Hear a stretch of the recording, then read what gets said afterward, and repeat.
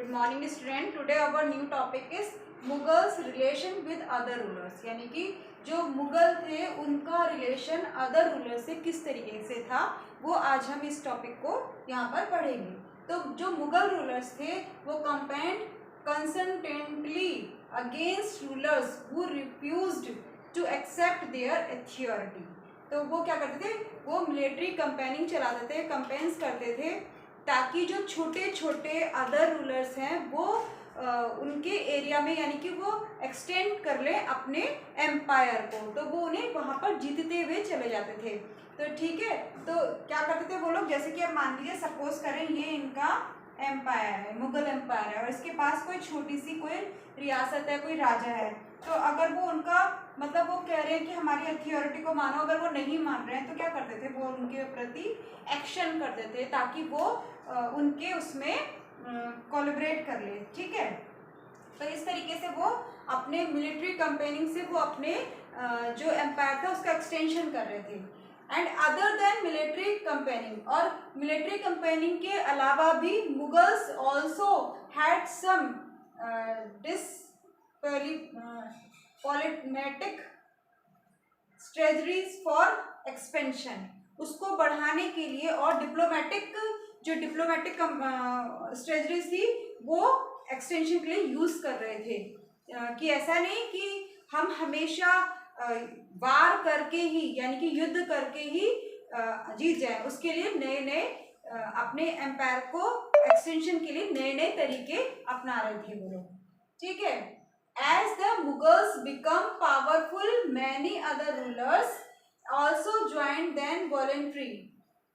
इसमें था कि जो और बहुत अधिक जिनके पास पावर थी, जिन रूलर्स के पास, उन्होंने भी उन्हें ज्वाइन कर लिया। कहते हैं ना, उगते सूरज को सभी उनको नमस्कार करते हैं। जैसे कि अगर मान लिया कोई शक्तिशाली व्यक्ति है या कोई शक्तिशाली राजा है, तो उसके आसपास के जितने भी एरिया के छोटी छोटी रियासत के राजा होंगे वो पहले से ही उसकी जो कहते हैं ना कि उसकी अधीनता स्वीकार कर लेंगे।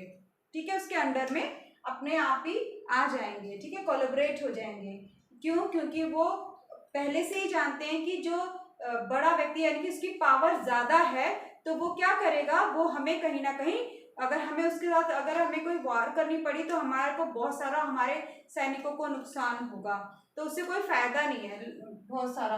तो इसलिए इसमें क्या है, इसमें अगर हम दें example Mughals and Rajput type, Mughal Rajput में ऐसे बहुत सारे मतलब बीच बीच में बहुत सारे टाइप हुए हैं जिसमें उन्होंने उनकी अधीनता को स्वीकार कर लिया। इसलिए नहीं कि वो लोग कमजोर थे, राजपूत जो थे वो कमजोर थे, बल्कि इसीलिए कि अगर हम इनसे युद्ध करेंगे तो युद्ध करने के बाद हमारे ही सैनिक लहूलुहान हो जाएंगे और हमारा ही नुकसान होगा।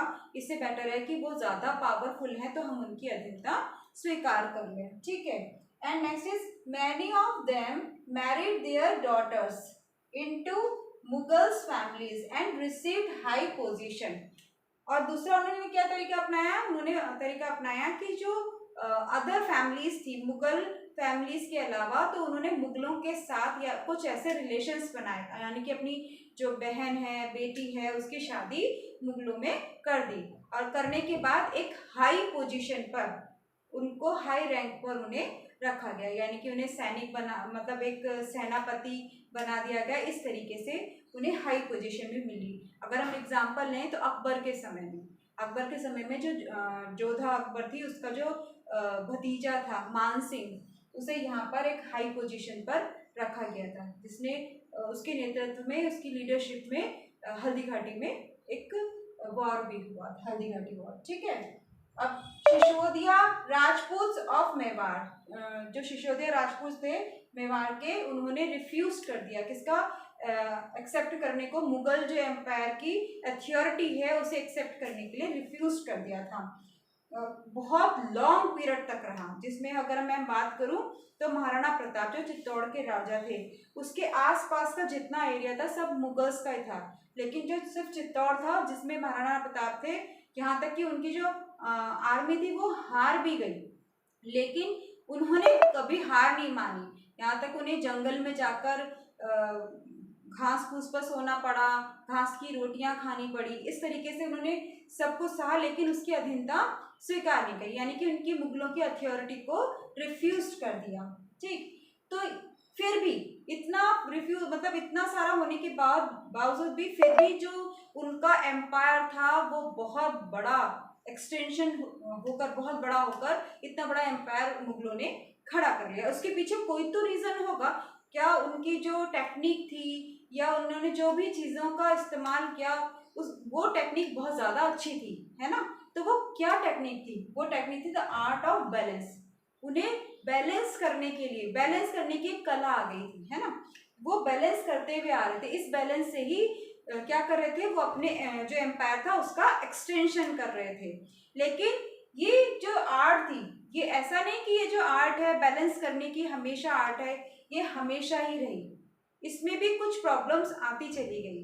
ठीक है, कि ये अगर मैं बात करूं तो, और वो औरंगजेब के टाइम की बात करूं तो औरंगजेब के टाइम में जो ये बैलेंस था ये बिगड़ता चला गया। कैसे? जो इन्होंने आर्ट ऑफ बैलेंस की कला सीखी थी वो बैलेंस बिगड़ गया जब इन्होंने शिवाजी को अपनी अथॉरिटी मानने के लिए बहुत ज्यादा प्रेशराइज किया। एक बार को शिवाजी ने वो अथॉरिटी मान भी ली थी, लेकिन उन्होंने सोचा कि जब ये हमारी अंडर में आ जाएगा तो हम इसे मार देंगे। लेकिन क्या हुआ, जब उन्होंने उसकी इंसल्ट की तब वो वहां से भाग गए थे। ठीक है, तो वहां पे वो बैलेंस नहीं बना पाए। इस तरीके से ये आपका रिलेशन था, मुगलों का रिलेशन विद अदर रूलर्स के साथ, ये रिलेशन वाला टॉपिक आज कंप्लीट हो गया है।